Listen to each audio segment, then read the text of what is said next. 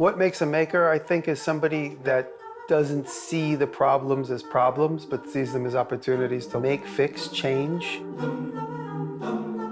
I think if you're a maker, there's always a way that you can express yourself with your work, whatever the medium is. The makers that share this kind of a need that comes from almost from our stomachs to transform things when you see that they are broken. As an inventor, I feel like I can come up, and I do come up with so many ideas all the time. What, in my mind, defines the modern maker is if you're willing to share. For me, that's where sort of where the frontier is. It's actually very interesting to sort of see how the term maker has evolved over time in different cultures, but come from sort of a common root idea that you can do it yourself. So our goal really was to ask the question, if you could make almost anything, what would you do with that? I'm a maker, you're a maker, he's a maker, she's a maker, wouldn't you like to be a maker too?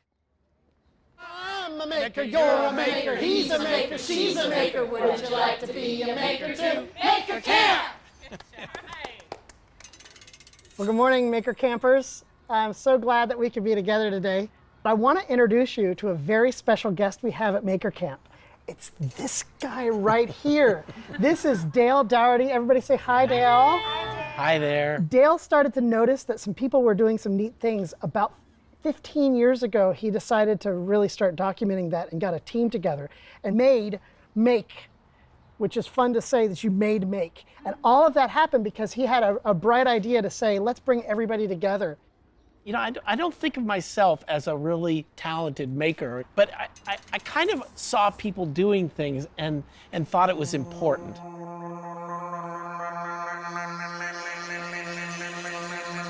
I was really fascinated by was what do people make? Not because someone's telling you what to do, but because you come up with the idea.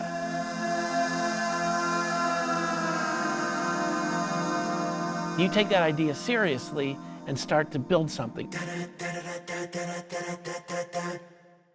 What would happen if I did this and connected to that, and I used this material in this way, or I used this tool? And it's really a product of your imagination.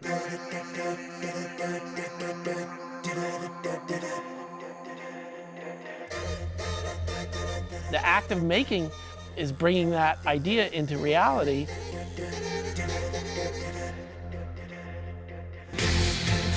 It can be someone building a robot. It can be someone creating an invention. It can be someone creating a piece of art.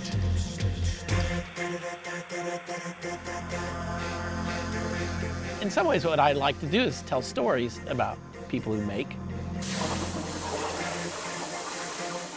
You started with a bunch of materials, and you go through a process, and you end up with something at the end of that process, and that's a story.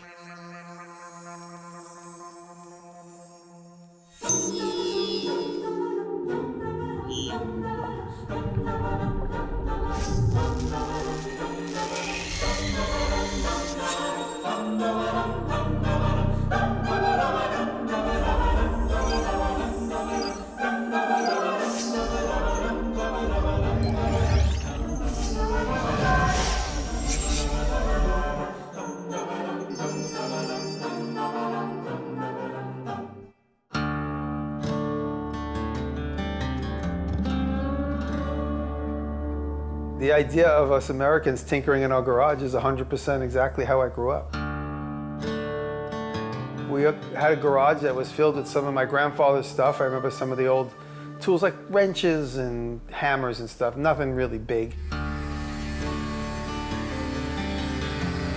My dad would collect all kinds of random things like car springs and extra automobile engine parts and random tools that might be out of date. Growing up, if I ever need anything, typically we would either make it or assemble it. It wasn't even like a consideration to buy something new.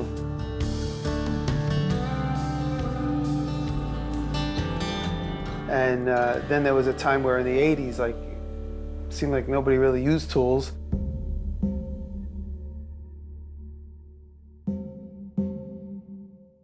slowly in America, classes where you would learn how to use tools began to close because there was less of an interest in it. It was kind of sad.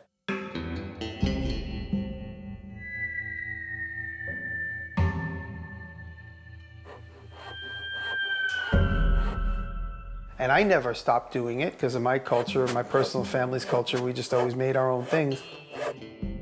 Now that it's come back around, it's kind of boomerang back, or the backlash now. So many people want to learn how to do things. It's become a maker space, where when I was a kid, it was called shop class.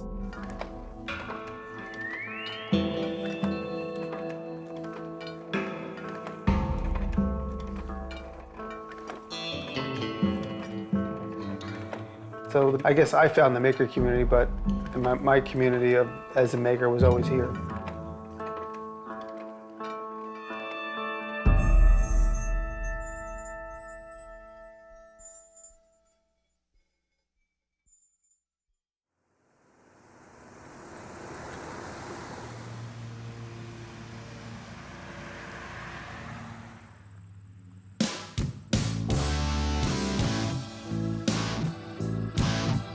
I guess my earliest memories as a maker were being in my dad's shop and my dad letting me play with the scraps that he would have cut off.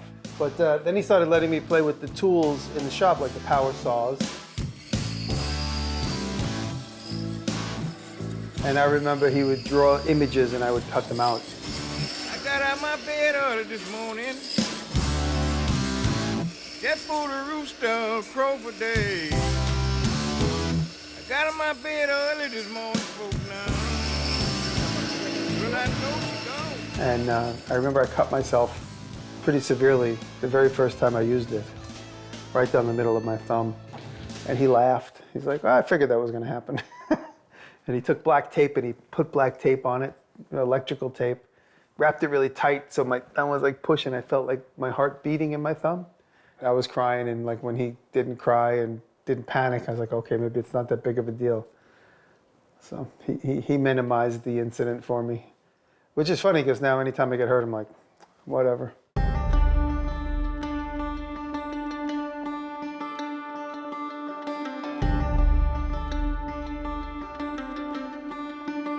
My most favorite material, it's the most common, most inexpensive, most plentiful, like right there, that pile of wood.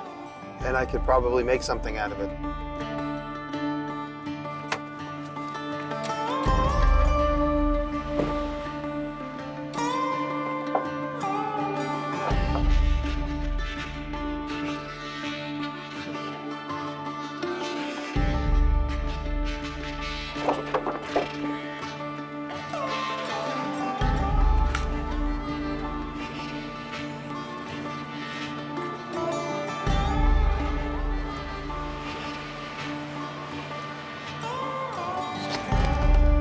This is heavy.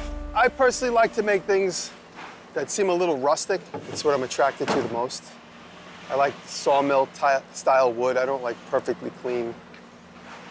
I like things to be a little bit scrappy, but that's just my personality. That's all I need.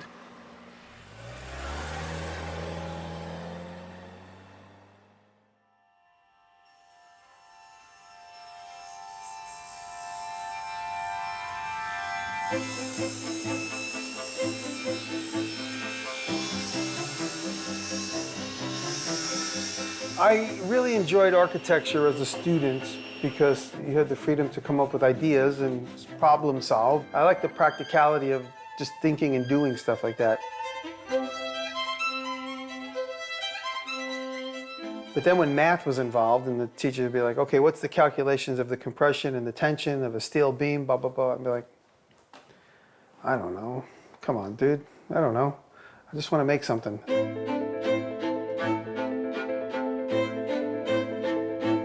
The foundation year of art school opened my eyes up to all these other artists, you know, like Warhol and Picasso and Leonardo da Vinci. I was learning a lot about, and I started realizing like these are guys that just basically create their own environment.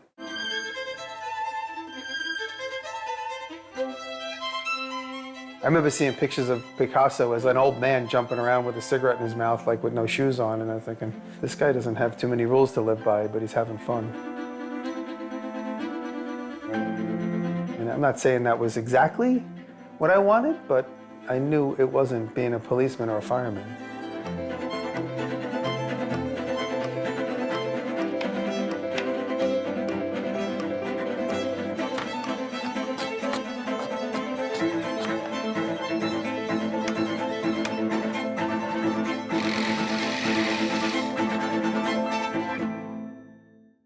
So today you guys are gonna make t-shirts, and we have a ton of awesome supplies for you guys to use. You're gonna put it on your shirt, and then, let's see, what color do I wanna do? I think I'm gonna do red.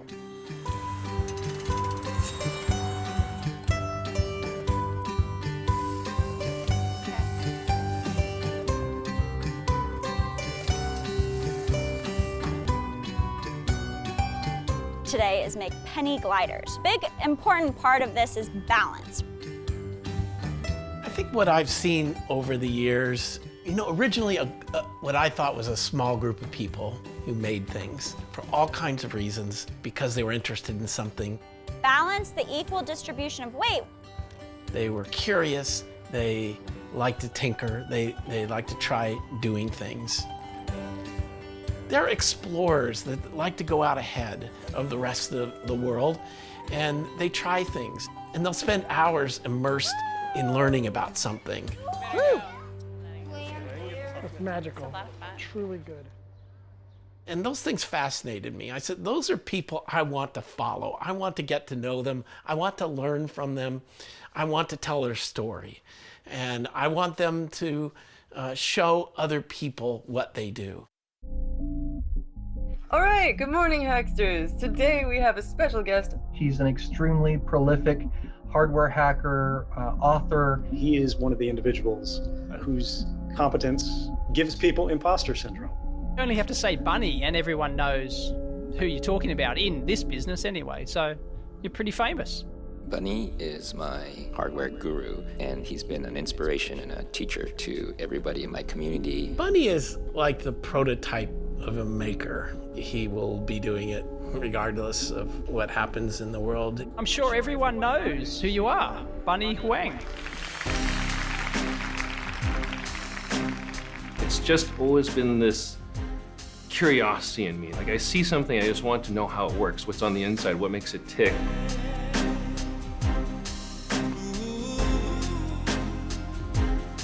There's no books to read about it, there's no blogs, because you're kind of on that hairy edge where nothing exists, and you just reach out and bumble around a bit, and you just use your intuition and kind of hopefully you land on something good eventually.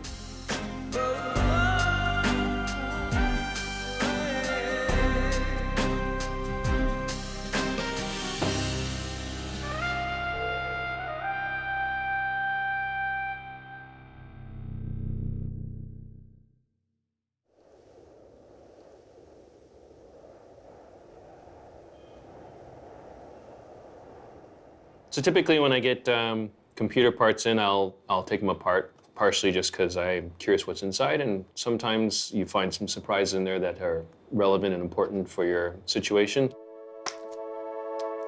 There you go. This one has been really heavily cost optimized. They used to ship these in aluminum cases. This one's full polymer. Does it even have screws? Because this is polymer, it's possible this might just pop apart with a little bit of flexing. Snap hook or something like that. That just makes it, there you go, yep. So they actually did away with the screws on this case. Interesting. Another cost-saving measure. This is almost a fully empty case. This is very cost-optimized.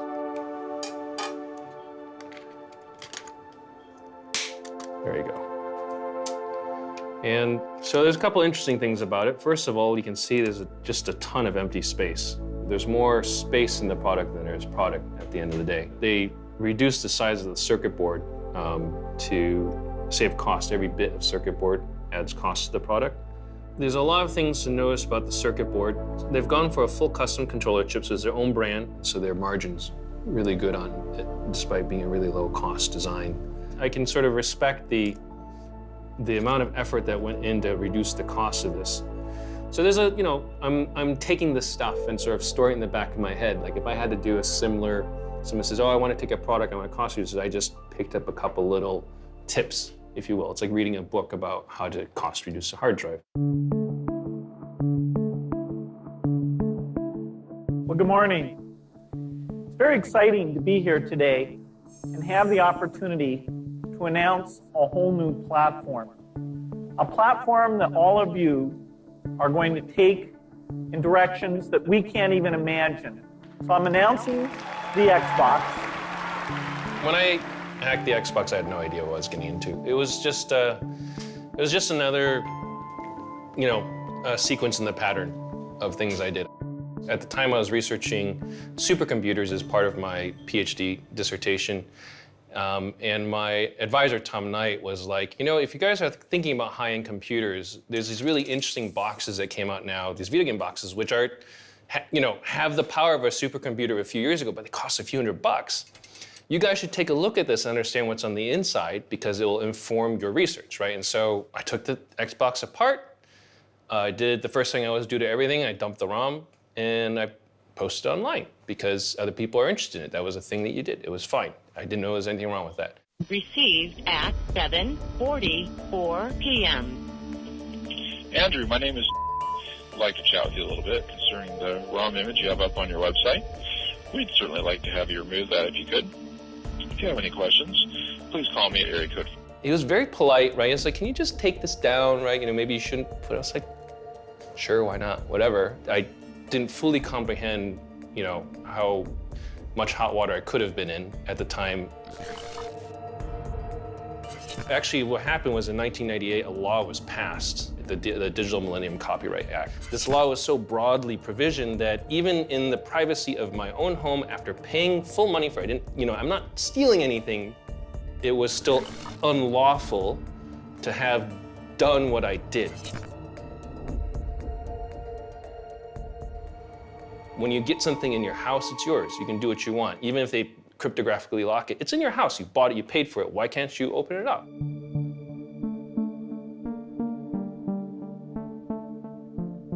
He was aware that he was tweaking Microsoft. He was tweaking capitalist world of technology and everything else. For someone who seems kind of mild, there's a real subversive streak in him, which I think is really great. It's sort of like the philosophical underpinnings of hacking and making.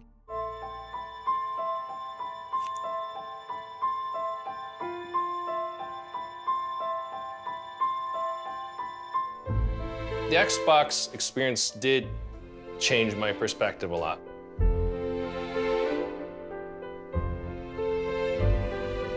Because when you decide that you're up against potential liabilities of billions of dollars and you keep on doing it, you have to decide there's a reason to do it, right?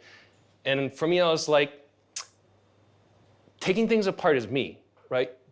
Hacking is me. Am I going to just not be me anymore? I would be dead either. Like, it's effectively dying in a way for me to like give that up and to surrender that to these shifts in time. And so that was a very pivotal moment. It helped. Some people say, you know, you don't know the color of a glaze until it goes through the fire. That was my first brush with fire, and the glaze started to really get a color to it. One of the important qualities I saw in makers was that making was something they did because they enjoyed it, not because it's going to make you $1 million or it's going to get you the next job. It might end up that way, but I think the initial step is, oh, this looks like fun, something I can play with. Just like those kids today. And I saw that part of this fun side of it, and I thought, well, this would make a good magazine.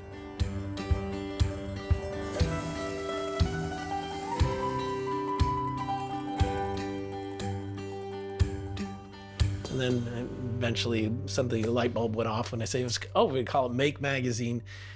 Our readers will be makers. You know, that's what we'll call them. And that's kind of where it started from there.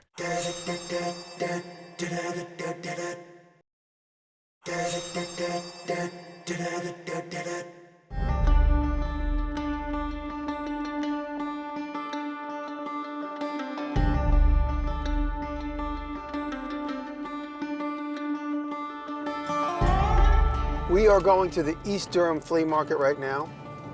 The owner of the flea market is my landlord. They got some old stuff there, some new stuff. I like going in there because it just gives me some ideas. I'm always looking for ideas. I shop with my eyes, not with my wallet. Occasionally I find something I'll buy, but more than often I'm just looking for something to remake, something to rebuild, looking for visual associations. This might look cool if I made it with that. Looking for interesting mechanisms, material. What's up, buddy? How you been? Good to see you. What's up, dude? What's up, Jim? How you doing? How are you? Good. You've been pretty busy. I know. Every time I go by, you got a crowd there. The idea of picking garbage and using it really started with my dad. My dad was always picking the garbage, always passing a pile of garbage and being like, oh wait, there's something in there that I could either repurpose or use.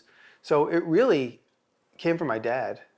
My name is John Diresta, Lord of the Fleas. I make my living by finding garbage and then selling it as an antique. My brother John was like picking the garbage to make stuff out of it because it's free money. We find good junk, we fix it, and then we sell it. It's that simple. Find it, fix it, and sell it.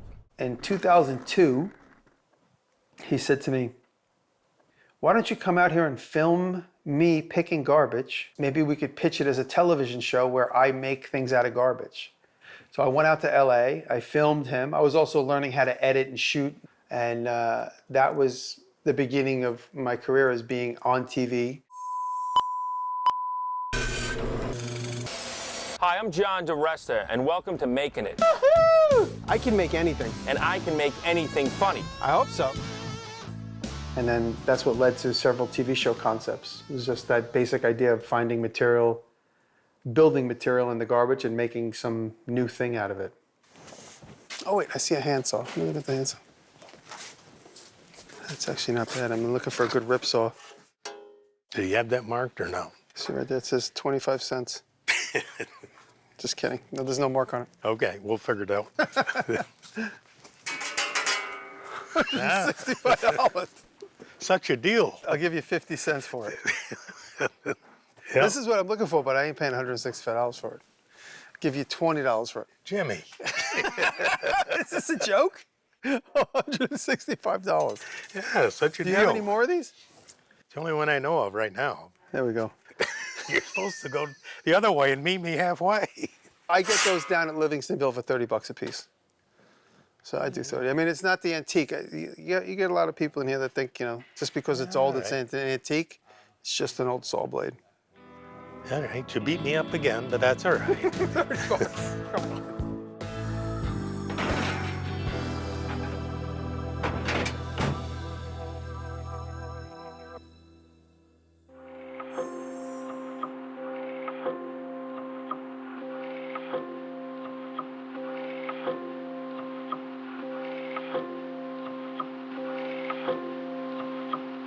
I just knew that there were some of these people out there. And I remember thinking, well, why aren't there more? And why can't this be a more important element that's valued in culture and society, you know, and not just in America, but around the world? That it exists in some kind of small seed form, but can it grow up? Can it include lots more people? And can we get them to see themselves as creative and productive people?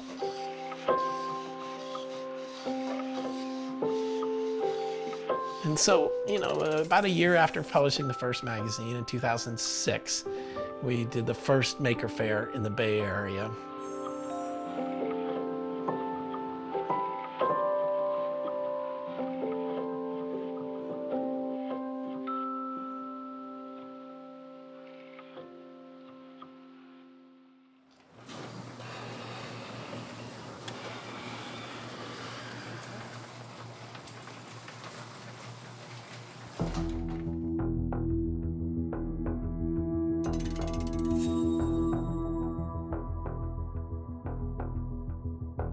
...2008.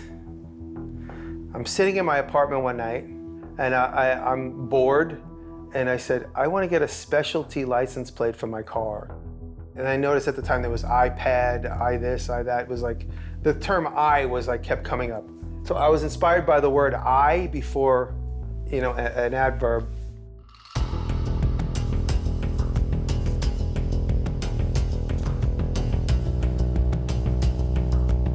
I tried to go online and look for things that were available for my license plate, like builder, taken, fabricator, taken, make, taken. And I'm just like typing in, like, I'm like, what do? I said, I make, iPad, sorry, I make, available. I'm like, that's what I do, I make.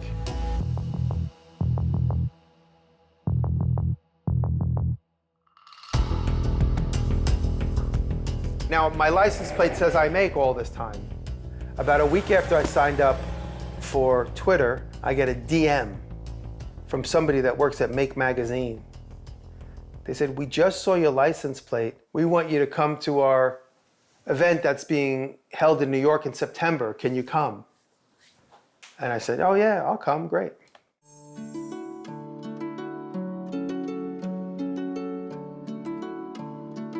You know, it was kind of motivated by a belief that this is something that exists everywhere. The makers are already in your community. You just need to go out and talk to them and find them and bring them in and organize, you know, your own maker fair.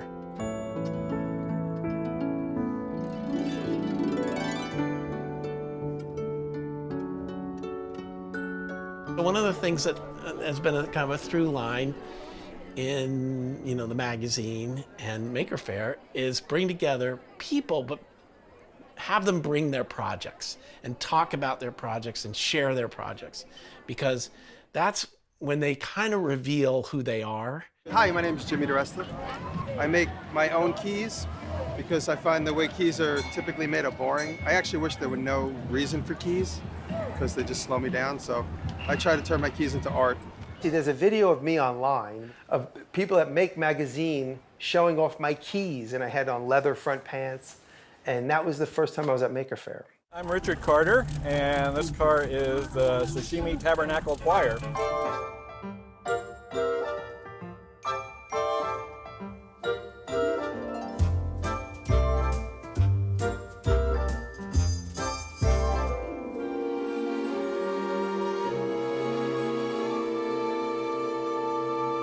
Being at the Maker Faire, I thought it was amazing. I see 3D printers for the first time. I see laser cutters up close, something I'd only even heard about, and test rockets and all this crazy, there was a little bit of Burning Man feel there.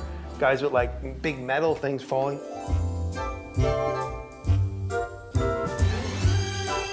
I thought it was a great collection of wacky artists. It was like a filter that brought all these wacky people together in a good way. You know, these all these misfits and geeks and nerds and makers and sculptors and welders, and they were all in one place. Looking back at it, I definitely felt like I was at home with my tribe.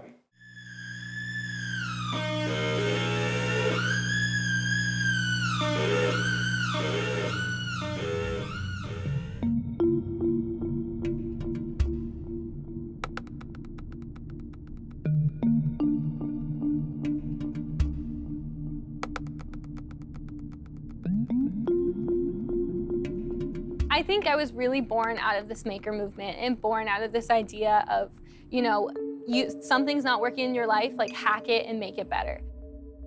Just go and do it yourself, and this kind of DIY maker movement.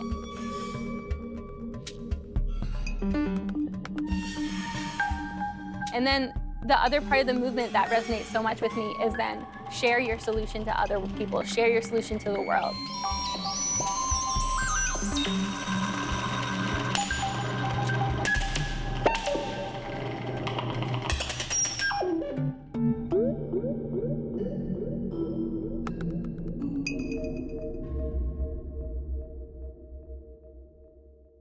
How are you? Good. What's your name? Kate Reed. Hey, Kate, where are you guys from? Cambridge, Massachusetts. Cambridge, Massachusetts. It is a fine town and got some pretty good schools there, last I checked.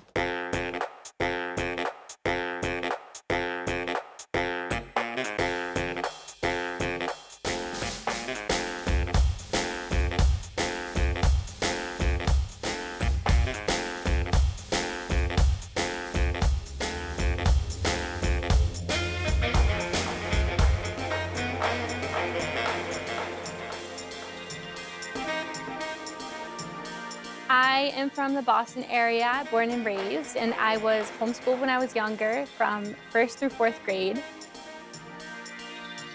I think hands-on learning is just, I think it's the greatest gift that you can give to anyone and any student. I mean, I think instead of reading and studying and learning and memorizing, the fact that you can just learn by doing and feel that something's right, feel that something's worked. I actually ended up dropping out of high school and becoming the first student and the first graduate of this MIT startup school. It was called New View Studio. And it was all project-based learning. The idea was, instead of having, classes where you have to learn math and science or whatever, we just give kids real problems and they have to solve them.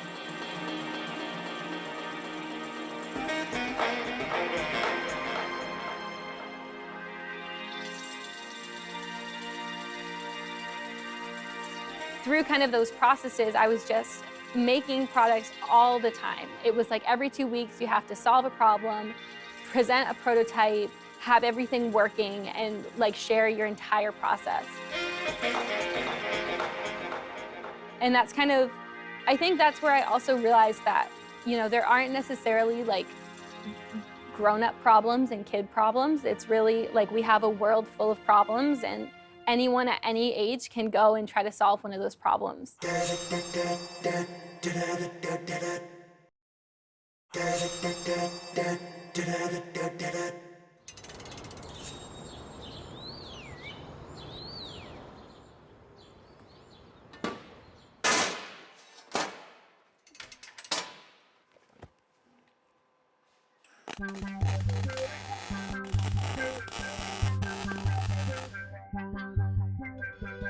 What makes a maker, I think, is somebody that is self-sufficient, somebody that doesn't see the problems as problems, but sees them as opportunities to learn how to make, fix, change, modify anything. When somebody's shopping for an antique, they see something and they might say, oh, it's missing this one part, I'm not gonna buy it. A maker will see that and go, oh, it gives me an opportunity to modify it or make it my own or repair it back to original and do the research and figure it out how to do it. That's, I think, is a maker. Someone that doesn't see any problems but sees opportunities.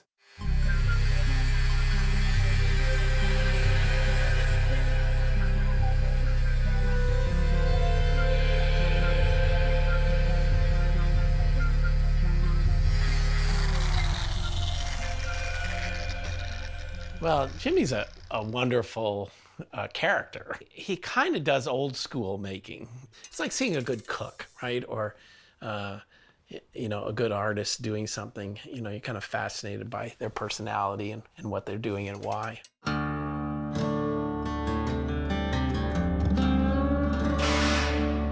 My girlfriend's like, you do these edits all the time, why don't you just make a different one once a week and put it on YouTube?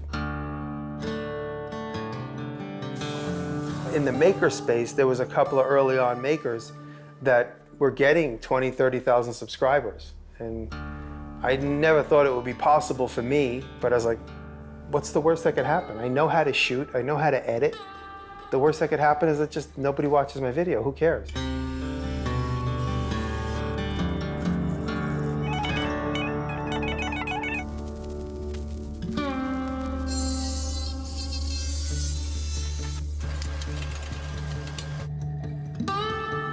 So I started making YouTube videos once every few weeks with the idea of seeing if I can get traction.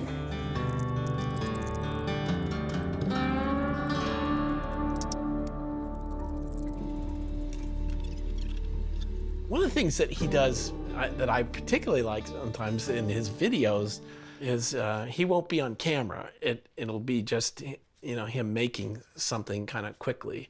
And I've always liked that because it doesn't depend on language to explain what's going on. It just depends on the visuals. So someone in another country doesn't need to understand what he's saying to see what he's doing.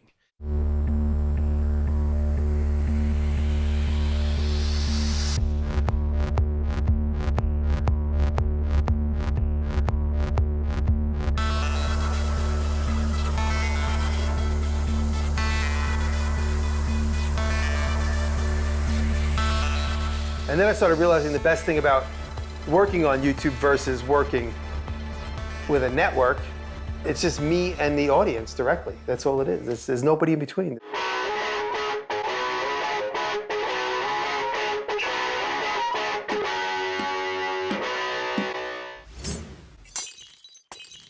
Thank you very much for 1 million. I never thought I would get this far. Thank you so much. I hit 1 million subscribers right away, or really like in 2 or 3 years. My views are way up. My views are, in general, are pretty high in the maker community.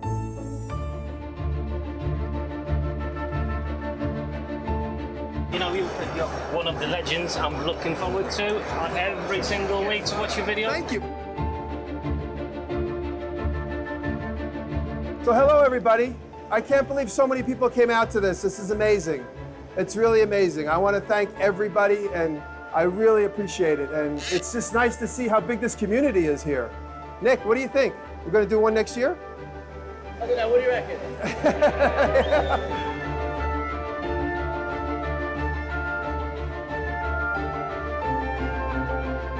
One of the most rewarding things is when I meet a fan, and then that fan also becomes a celebrity YouTube creator or contributor. And I met so many people that just came to visit me and say, I love what you do. And then months later, they're like, I'm doing what you do. And that's incredible.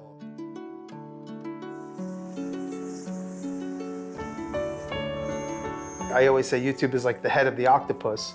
And what comes from it is all these other things. My new television show we just shot, my appearance on Making It seasons 1, 2, and 3, all the friendships I made from just being on YouTube that, you know, in an instant could turn into, you know, a financial relationship, but more importantly is a great friendship. And therein lies the beginning of a community.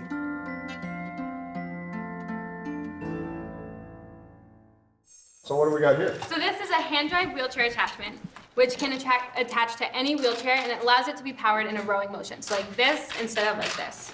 Okay. And so the good thing about that is it's better for your back, it keeps your hands cleaner, and it's also a much more efficient motion. So instead of doing this, Yeah, it's like a rowing, you're basically, it's like a lever that you're essentially exactly. pulling back and forth.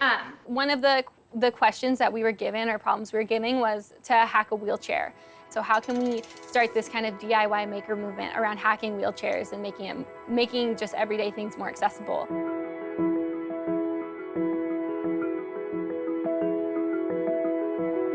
And so one of the solutions to this, which is a well-known solution, is having a lever-powered wheelchair. So instead of having to push the wheels of the wheelchair, you can kind of crank the wheelchair.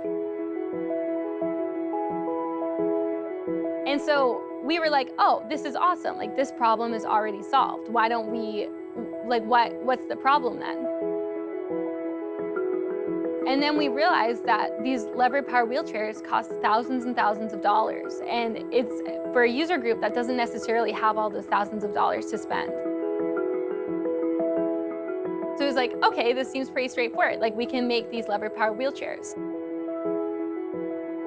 And what ended up happening in the process is we created this wheelchair attachment, the hand drive wheelchair attachment, which could attach to any wheelchair.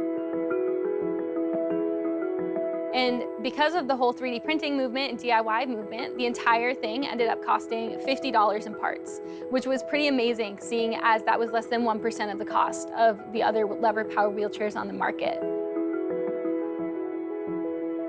We made it open source, and people all over the planet started downloading it, they started printing it.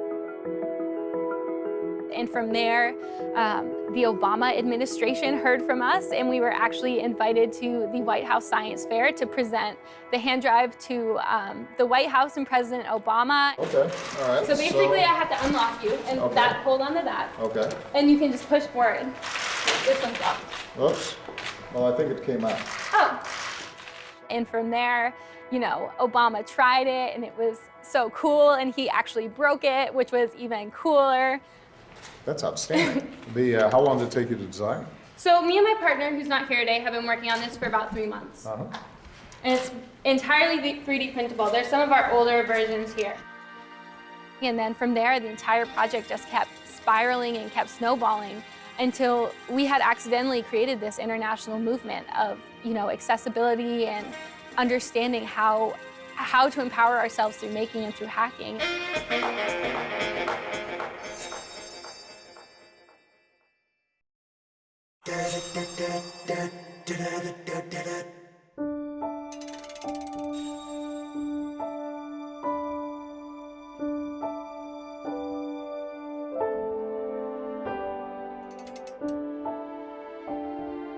This house was built in 1790, apparently. It's the oldest house in the immediate vicinity. And this was the center of 100 acres, I was told by some historians. So this house was the middle of all the houses around me. What's interesting is, like, from a maker's perspective, the house is basically handmade. It's like an old tool. It was like an old machine that needed to be fixed and attended to. And I like being the steward of the house and making sure that everything gets fixed.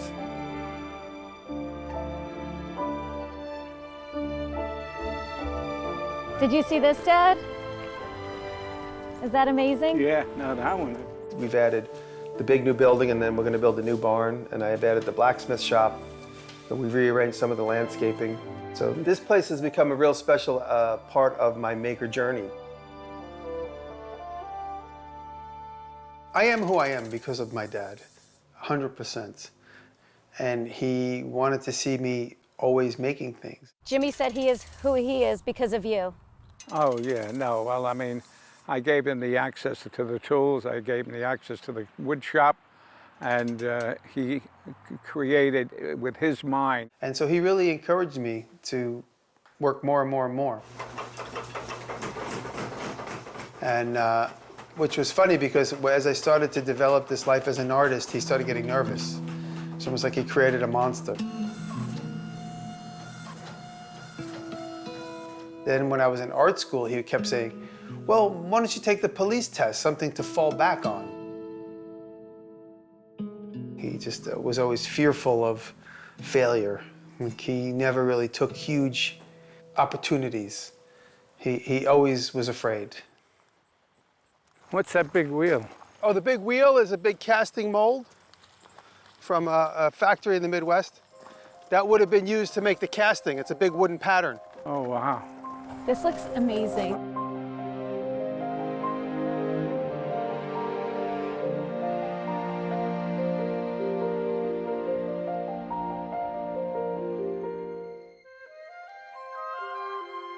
We built the inside of my shop over recently for the new TV show we just shot. And so I told him, yeah, the shop is all done. We built it. And first he said, oh my God, how much did that cost you? You got this shop, you got that shop, you got the house, you got an apartment. Oh my God, I wouldn't want your bills. Aren't you scared? Aren't you nervous? I said, Dad, why aren't you celebrating the fact that I have everything I want instead of worrying about I have everything I want? Well, just, you know. I said, no. I said, I could scale back if I need to, when I need to. If I go bankrupt, I'll figure that out. But it's not going to kill me. Watch your step. Oh my God. Holy mackerel. Wow. I never saw it so beautiful. Wow. It looks incredible. It was just plain plywood last time we were here, right? Unbelievable. Yeah. You never run out of tools, God almighty.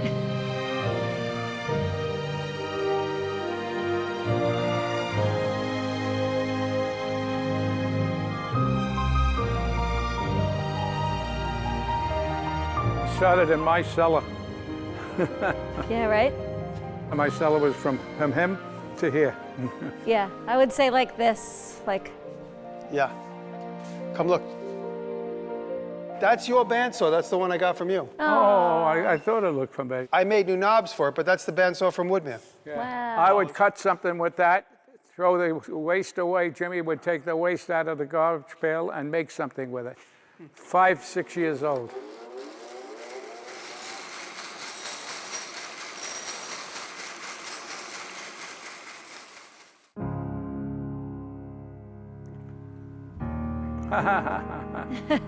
It's great.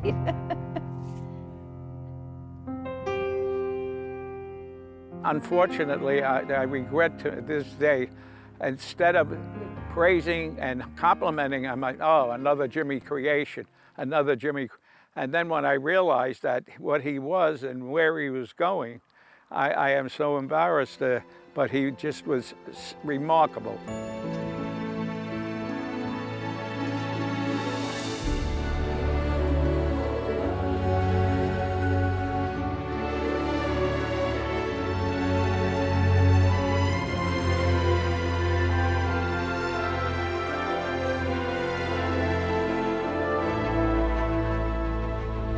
When I was a kid, I always thought that freedom would be being an artist and just making whatever I wanted and selling it.